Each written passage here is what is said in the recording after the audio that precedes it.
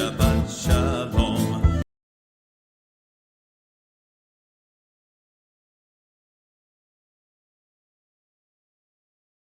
Shabbat Shalom a todos, youtubers e espectadores. Nós estamos aqui, eu, Ivani Camargo e o Sami Starshofer, para falar com vocês agora. Sami, Shabbat Shalom, pessoal. Verdade, para conversar com vocês. Afinal, vocês nos deram o privilégio de querer assistir essa gravação da Paraxá da semana, e é isso que nós ficamos contentes em poder compartilhar com vocês aquilo que nós lemos no texto da Paraxá, no texto da Torá, no texto dos profetas, enfim. É isso aí, Vani. Vamos conversar com os nossos youtuber espectadores. então, hoje nós vamos falar sobre Torá, números 1 a 4:20.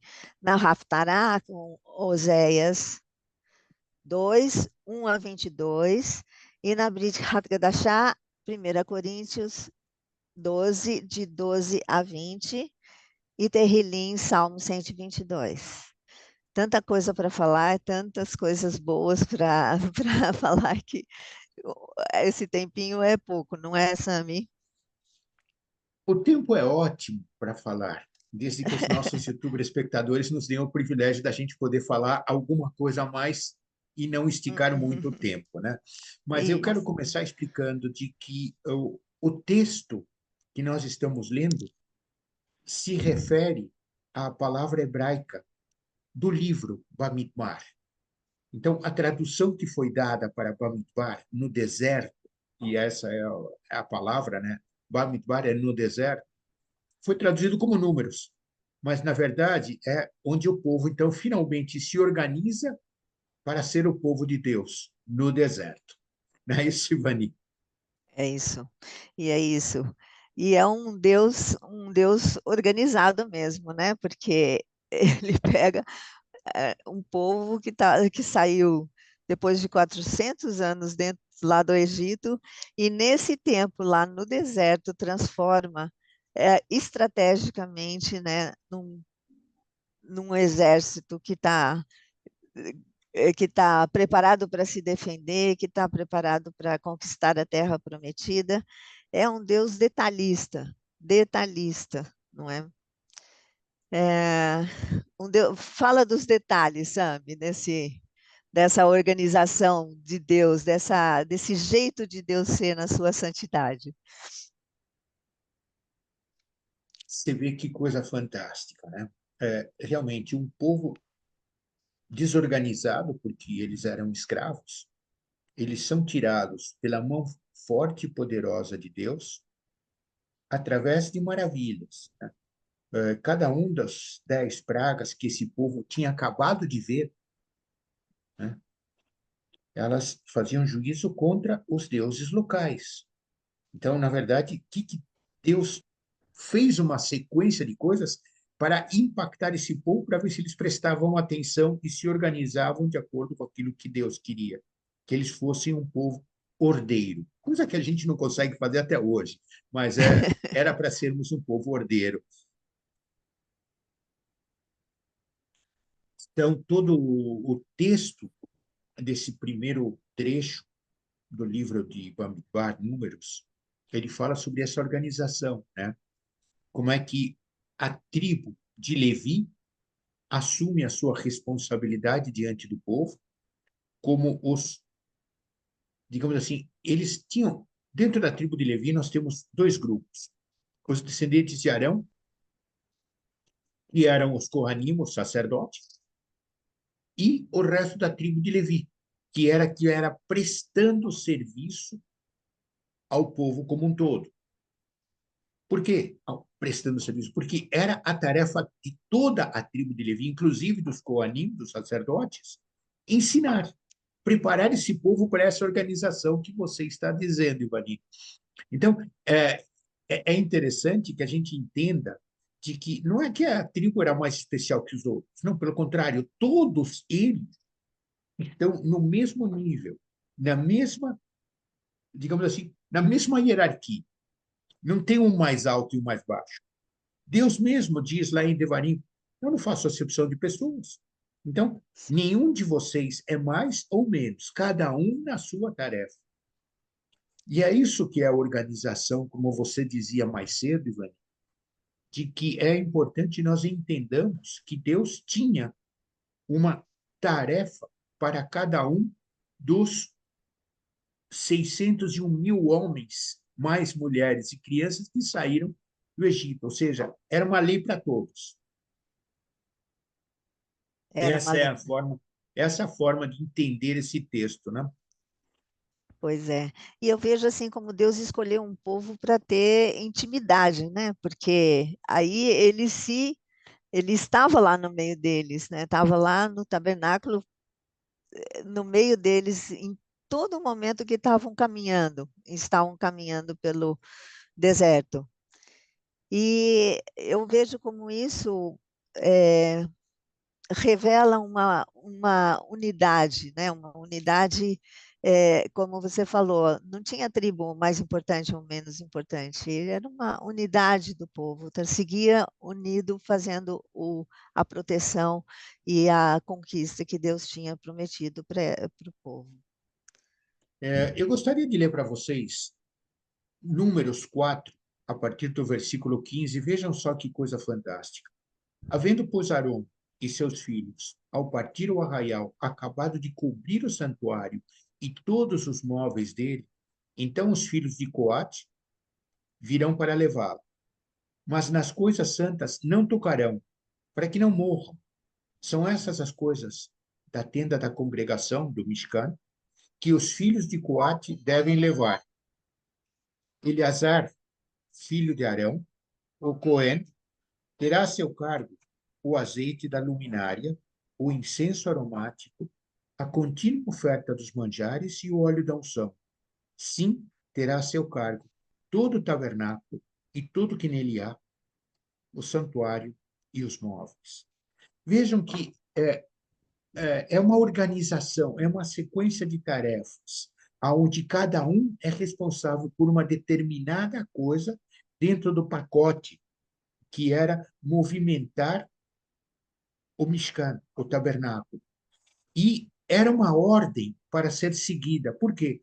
Porque o importante nesse momento era ter Deus naquele Mishkan sendo protegido, cuidado, guardado, porque é o tesouro que todos nós herdamos.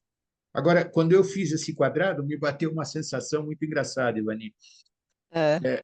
Não é que Deus fica naquele quadradinho, não. Aquele quadradinho era para levar as tábuas da lei, depois, mais tarde, a vara de Arão e o maná. Mas, cuidado, o tamanho de Deus não é esse. É tudo. Verdade. Então, é importante que a gente entenda de que está sendo levado no tabernáculo, no Mishkan, somente a revelação de Deus através de Moshe nas tábuas da lei. Ponto. Deus não é desse tamanho, não. Então, por isso que ele pede que nós sejamos organizados, que nós mantenhamos uma estrutura de ordem. E aí me veio uma sensação engraçada, a bandeira do Brasil diz ordem e progresso, né? Eu É, poria, ordem é progresso, porque é assim que o povo progrediu de um bando de escravos a uma marcha em direção à terra prometida e que irá ser conquistada, não necessariamente pela força deles, porque não, a gente sabia que não era isso, mas era a forma de Deus poder usar eles para os seus propósitos, né? isso. Acho que essa é a força, né, era ter alguém que fosse a perna e o braço de Deus aqui no mundo, né?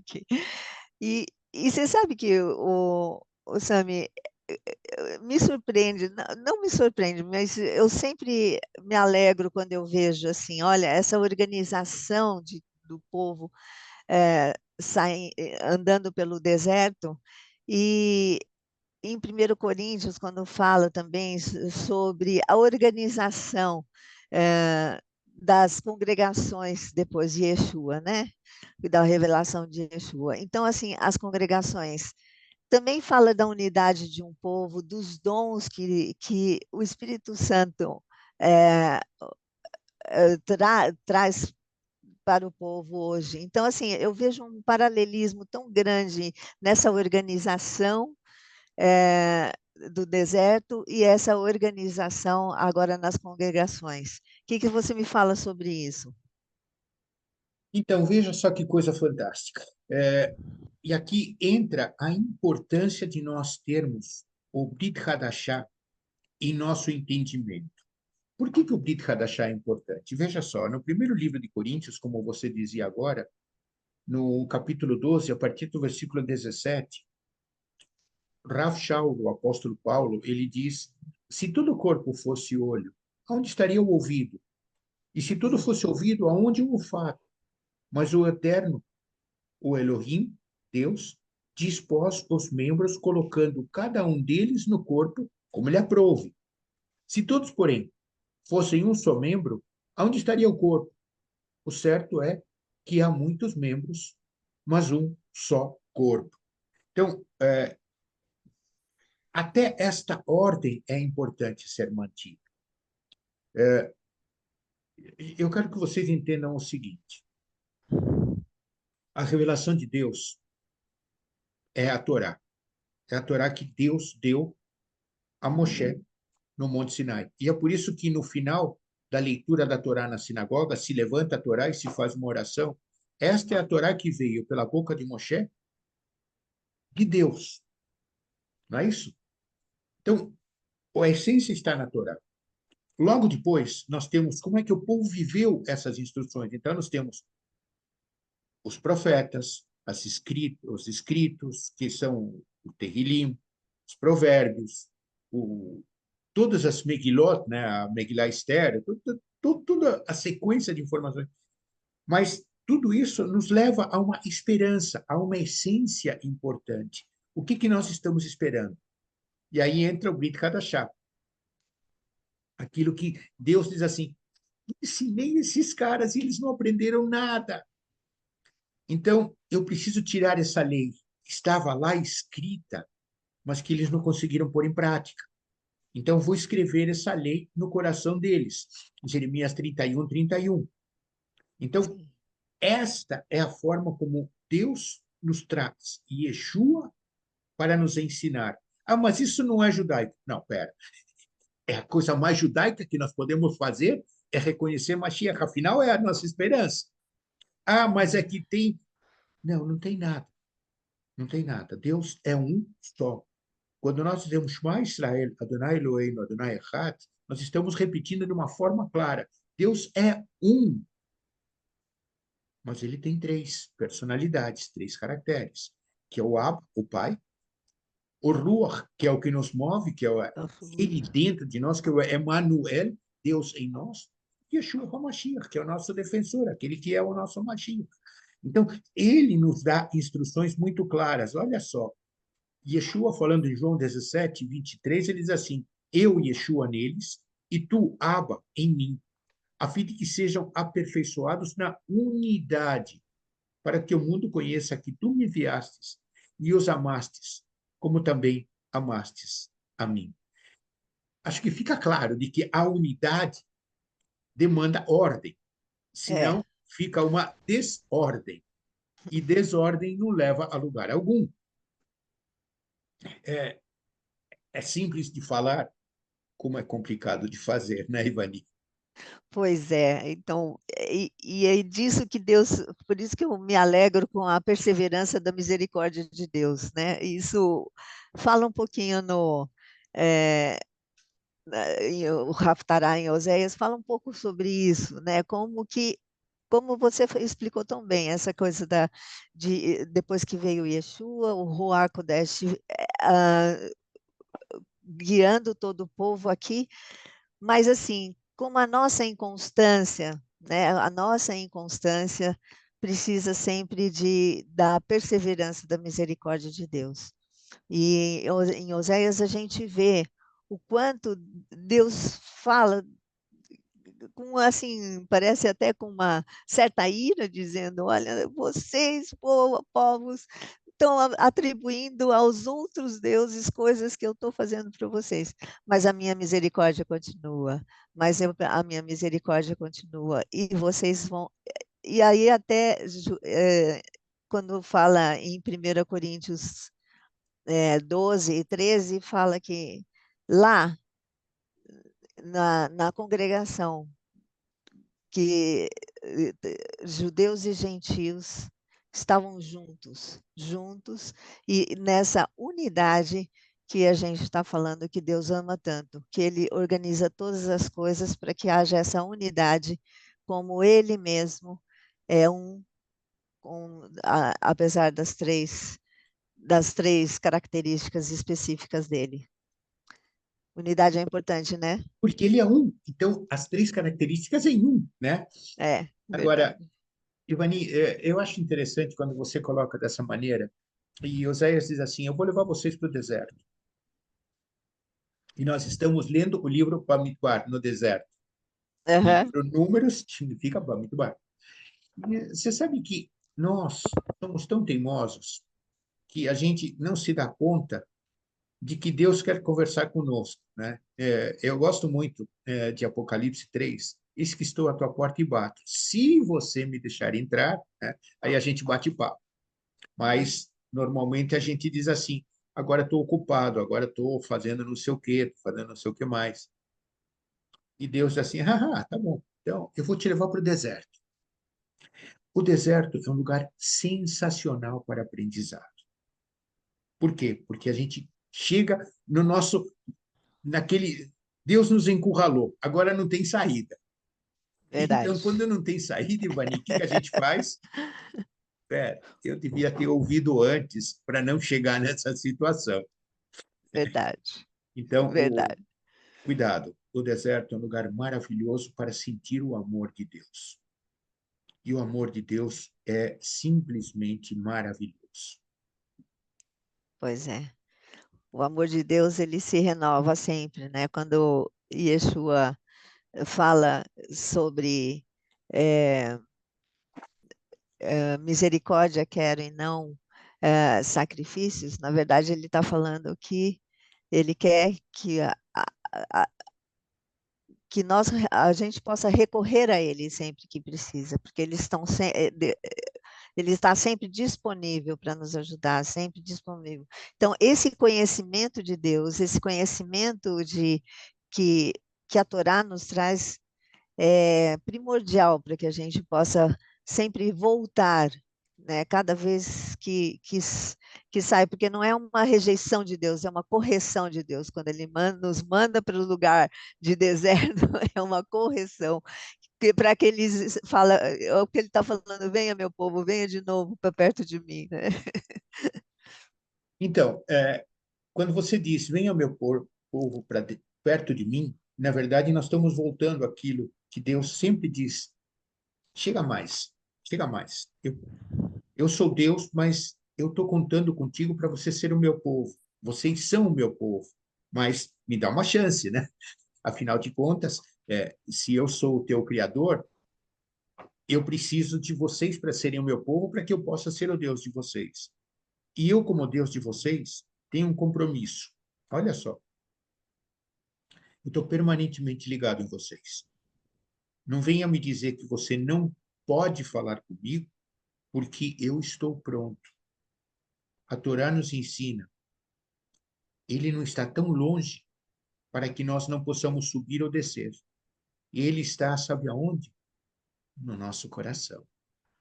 E é Pois por é, isso que lemos na Torá que Deus diz assim: não endureçam o coração.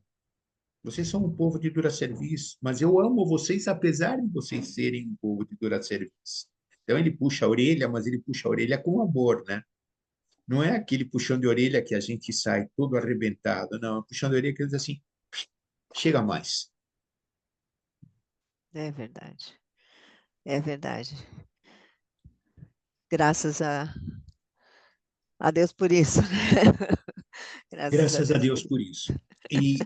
E eu queria deixar um recado para vocês nesse Shabbat Bamidbar. Eu acho que é muito desagradável nós passarmos por um período de deserto. É difícil, é doído, porque a areia queima o pé, o frio faz a gente se encolher, mas se Deus te levou ao deserto, use o tempo de deserto, use esse Shabat Bamidbar de uma forma a você poder se colocar diante de Deus e não reclamar, mas você dizer para Deus: Senhor, eu não quero saber por que você me mandou.